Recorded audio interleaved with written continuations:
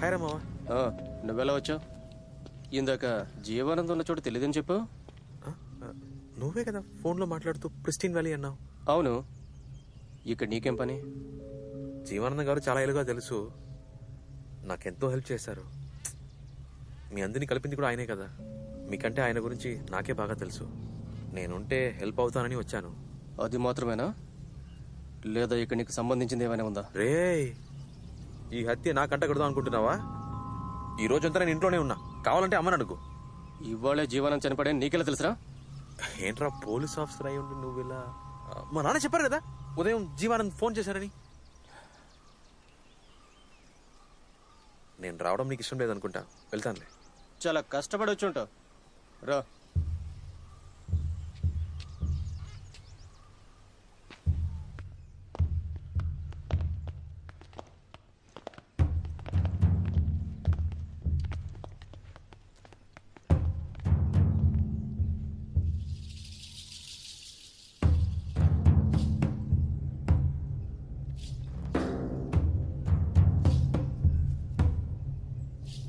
మొత్తం అంతా చెక్ చేయండి, ఏది మిస్ కాకూడదు.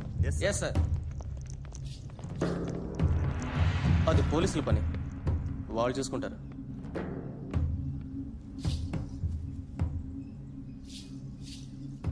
మన్మోహనే చంపేసి ఉంటాడని నమ్ముతున్నావా? నాకేం తెలుసు, నువ్వు నమ్మలేదని మాత్రం తెలుస్తుంది. బట్ ఏం చేయాలి? దొరికిన ఆధారాలన్నీ నీకు వ్యతిరేకంగానే కదా ఉన్నాయి. మన్మోహన్ని ఎంక్వైరీ చేసినప్పుడు జీవానంద్ ఏదో ముఖ్యమైన విషయం గురించి మాట్లాడాలని అతను ఇక్కడికి పిలిచారు. వచ్చినప్పుడు ఇక్కడ ఎవ్వరూ లేరు, నేల మీద ఈ బ్లడ్ని మాత్రమే చూశాడు. ఆ టైంలో బయట ఒక గ్రే కలర్ కారు వెళ్ళడం చూశాడు. దాని నెంబర్, మోడల్ ఏది చూడలేదని చెప్తున్నాడు. సో అతను రావడానికి ముందు ఇక్కడికి ఎవరో వచ్చి వెళ్ళారు.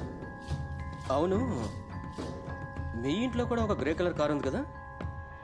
అవునరా, నేనే చంపాను. వాడితో కలిసి చెప్పాడు, నువ్వు నమ్మావు. అప్పుడు ఎందుకు పోలీసులు పట్టుకున్నప్పుడు జీవనం ఎవరో తెలియదు అన్నాడు? భయంలో ఒక్కొక్కరు ఒక్కోలా రియాక్ట్ అవుతారు. సడన్ గా కారు డిక్కీలో డెడ్ బాడీని చూసిన భయంలో తెలియదని చెప్పుంటాడు. It's quite natural. సార్,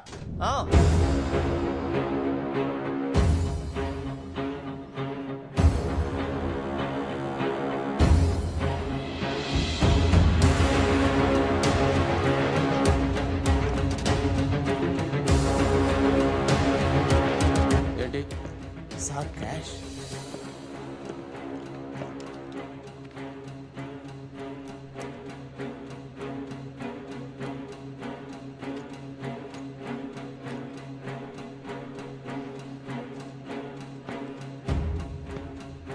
బాబాయ్, గ్లౌజ్ ఎక్కడ? బండిలో ఉంది సార్. తీసుకురండి. Okay sir.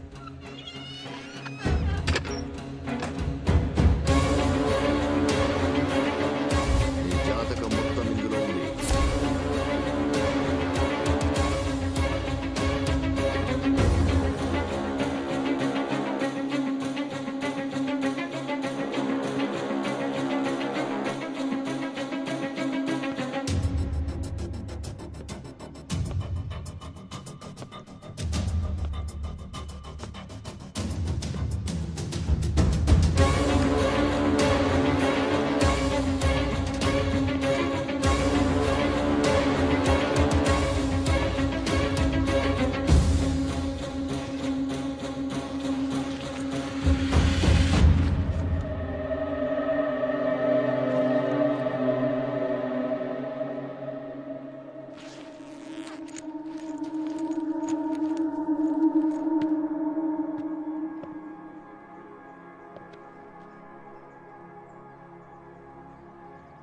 ఆ ఫైల్ ఎక్కడుంది?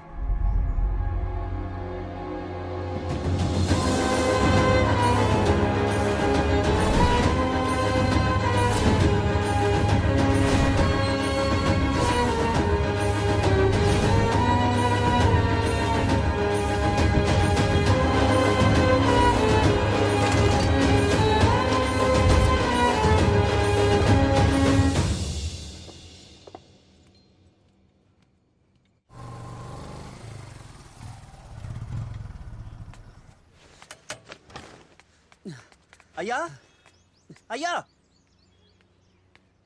ఏంటి సింగరం బాబాయ్? అయ్యగారు లేరమ్మా? ఫోన్ కూడా చేశాం, కలవట్లేదమ్మా. అమ్మా నాన్న మధురై వెళ్తున్నారు, ఫ్లైట్ లో ఉండుంటారు. ఏమైంది? అమ్మా అది చెప్పండి బాబాయ్. చెప్పు.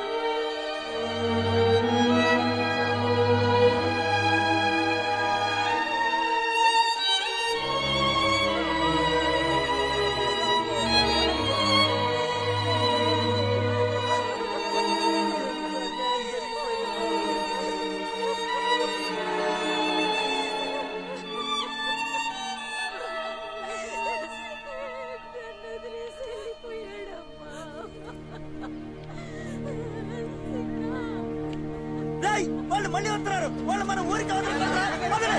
రేయ్, ఆపండి, వదలే. వదలొద్దు. రేయ్, ఆపండి, వదలే. వాళ్ళ కిందకి తెచ్చలే.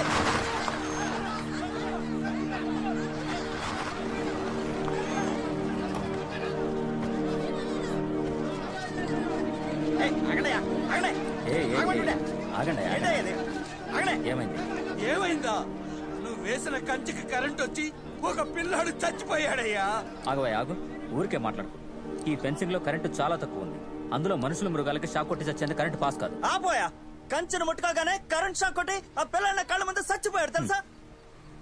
ఇంకా ఎంతకాలం ఈ జనాలందరినీ ఇలా మోసం చేస్తారు? ఏంటో మనం ఇలా మాట్లాడుతున్నావు? నిజంగా మేము అబద్ధం చెప్పలేదమ్మా. చెప్పండి సార్. కావాలంటే మీరే ఎవరైనా వెళ్ళి ముట్టుకొని చూడండి, లేదంటే మా వాళ్ళని పంపిస్తాను. వీళ్ళని ఇక్కడ నుండి వెళ్ళగొట్టడానికి నువ్వు ఎంతగా దిగజారుతావో నాకు బాగా తెలుసు. నా ప్లేస్ లో నేను ఫెన్సింగ్ వేస్తే తప్పేంటి? 10 సంవత్సరాల క్రితం ఎవరెవరికో లంచాలు ఇస్తే ఇది నీ ప్లేస్ అయిపోతుందా? ఇది నా ప్లేసా కాదా అనేది కొద్ది రోజుల్లో కోర్టు ఆర్డర్ వస్తుంది, అప్పుడు తెలుస్తుంది. ఏ కోర్టుకు వెళ్ళినా సరే నువ్వు వీళ్ళని ఇక్కడ నుండి ఎక్కడికి పంపించలేవు. వీళ్ళు ఇక్కడే ఉంటారు. ఇలా చూడు, ఊరికే జనాల్ని రెచ్చగొట్టకు. నీకు మర్యాదగా ఉండదు. ఏంటా మర్యాదగా ఉండదు? ఏం మర్యాదగా ఉండదు?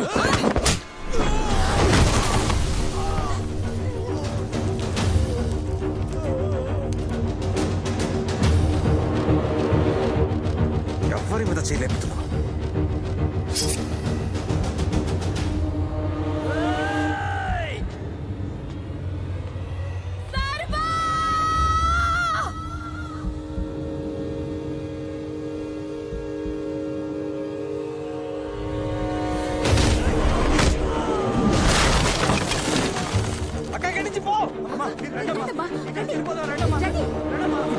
గొడవ చేస్తారా?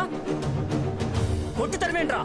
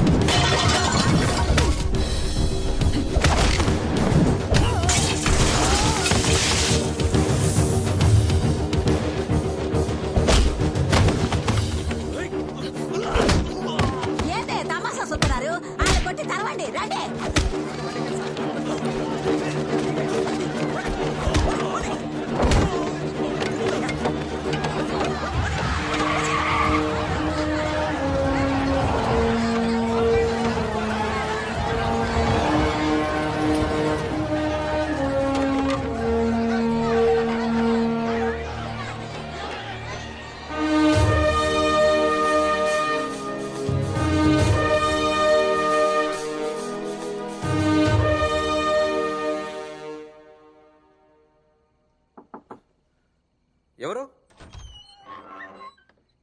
రావచ్చా? అక్క రాక.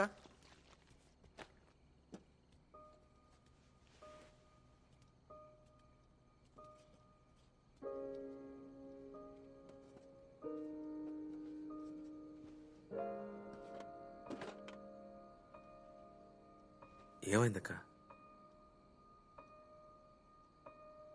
చిన్న ఇంకా నా కళ్ళల్లోనే ఉన్నాడు. కొన్ని రోజులు అలవాటైనా నాకే కష్టంగా ఉంటే నీకెంత కష్టంగా ఉంటుందో నాకు తెలుసక్క.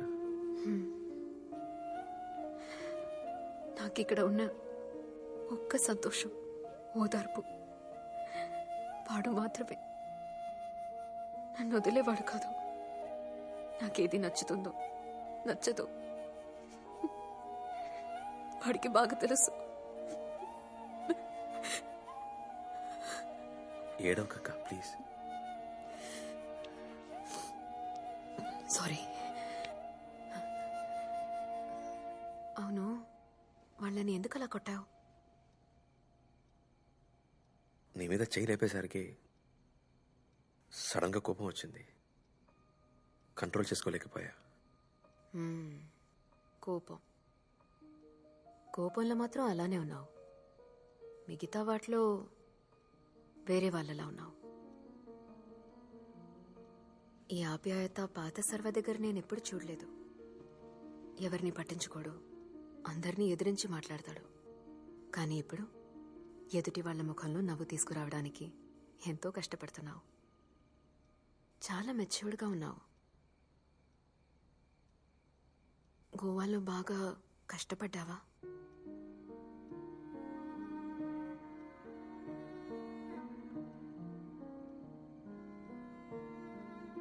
ఎవరు తెలియని ఊళ్ళో అనాథైన వాడికి కష్టానికి సుఖానికి తేడా తెలియదక్క.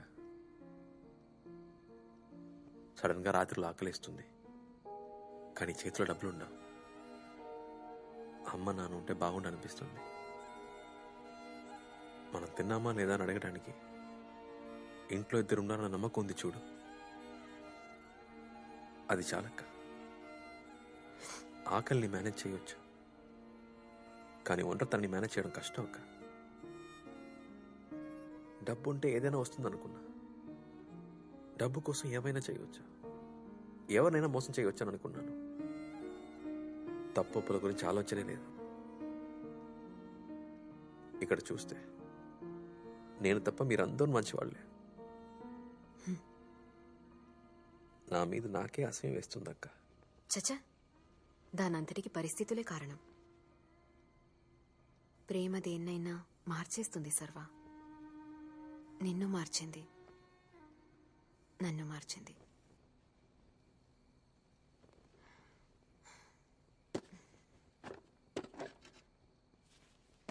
అమ్మవారి దారం చెయ్యవు. 15 సంవత్సరాలుగా ఈ దారాలు దాచిపెడుతూ వచ్చాను. ఇప్పుడు కట్టించుకోవడానికి నువ్వు వచ్చావు. సరే, పడుకో. అలాగే అక్క.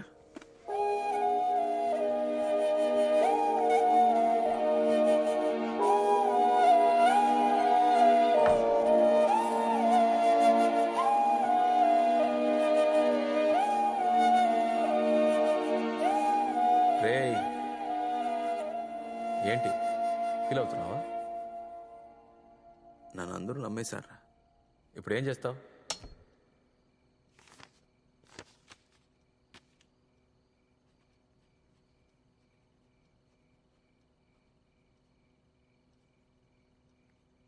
అక్క, నన్ను క్షమించక్క. నేను మీ తమ్ముడిని కాదు, డబ్బు కోసం మీ తమ్ముడుగా నటించడానికి వచ్చిన దొంగని. మీరంతా నా మీద చూపిస్తున్న ప్రేమకు నేను అర్హుణ్ణి కాను. ఇక మీదట ఇలా నటించడం నా వల్ల కాదు. నేను ఇల్లు వదిలి వెళ్ళిపోతున్నాను.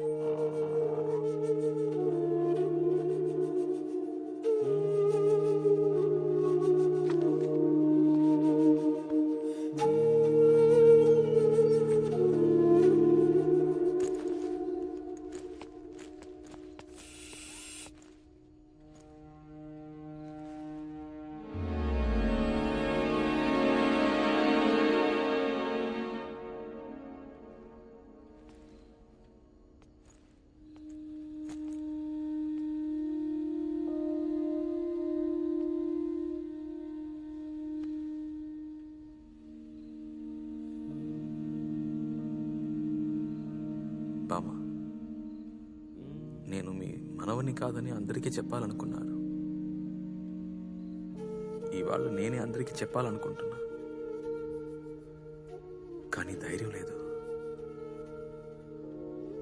నాకు పెద్దోళ్లతో ఎలా ఉండాలో తెలియదు.